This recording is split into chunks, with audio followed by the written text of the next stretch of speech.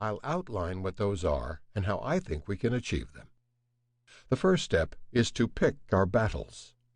I've narrowed it down to what I think are the 8 most important challenges we face as a country and as a people, and they start with remembering who we are. No national legacy.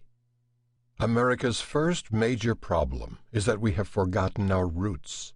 Too many of us don't know or don't feel connected to those who founded our country.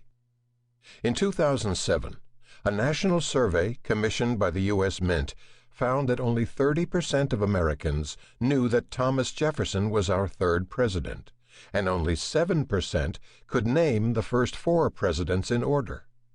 If you're a part of the 93%, they were George Washington, John Adams, Thomas Jefferson, and James Madison. The fact is, most Americans don't have a clue why our founders created this country, what principles motivated them, or why they framed our Constitution the way they did. As citizens of this great country, we need to renew our understanding of the Declaration of Independence and the Constitution. We need to go back and study the debates between the Federalists and the Anti-Federalists. We need to examine other important documents of our history, like the Articles of Confederation, the Bill of Rights, and the Northwest Ordinance. We need to sit down and learn all the important American history we should have learned in school, and probably didn't. You might not have thought it mattered then, but you have to understand that it matters now.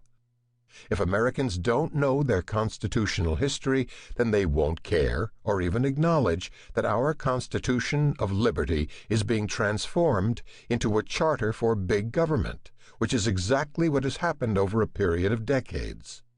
You know that old saying, too many cooks in the kitchen? That's how I feel about our representatives in Congress. There are too many cooks in the kitchen, 535 to be exact. And even what they've cooked is inedible. I've seen them scream and squabble at each other until they had to have a time-out, just like kids in grammar school.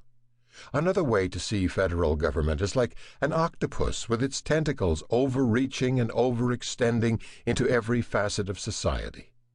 Clearly, the government we have today is not the government outlined in the Constitution. It's grown far beyond the limits the Constitution sets, and as a result, we are facing dangers from which the Constitution's framers tried to preserve us. The framers set out a path for us, and we've strayed from it.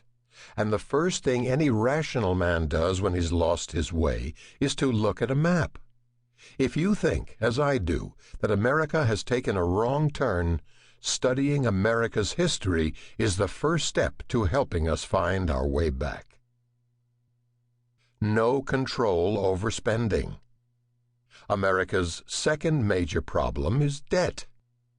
On January 1st, 1791, during George Washington's 2nd year as president, the national debt was about $75 million. On September 30th, 2007, the government estimated the balance owed was now more than $9 trillion. The nonprofit, Nonpartisan Institute for Truth in Accounting calculates the actual national deficit is closer to a staggering $56 trillion. Even at $9 trillion, that means to eliminate the national debt would require every American to pay roughly $30,000 each.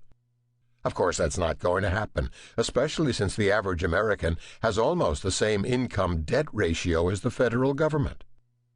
Often not highlighted, but equally alarming, is our trade deficit, which has ballooned over the past decade. The Wall Street Journal recently reported, in just 15 years, our annual trade deficit has mushroomed to over $800 billion from $38 billion in 1993. With Mexico, our trade surplus evolved into a $90.7 billion trade deficit. With China, our trade deficit jumped to $250 billion today from about $22 billion.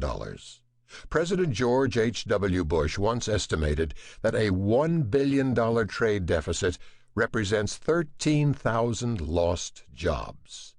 Do the math. According to the Federal Reserve, the total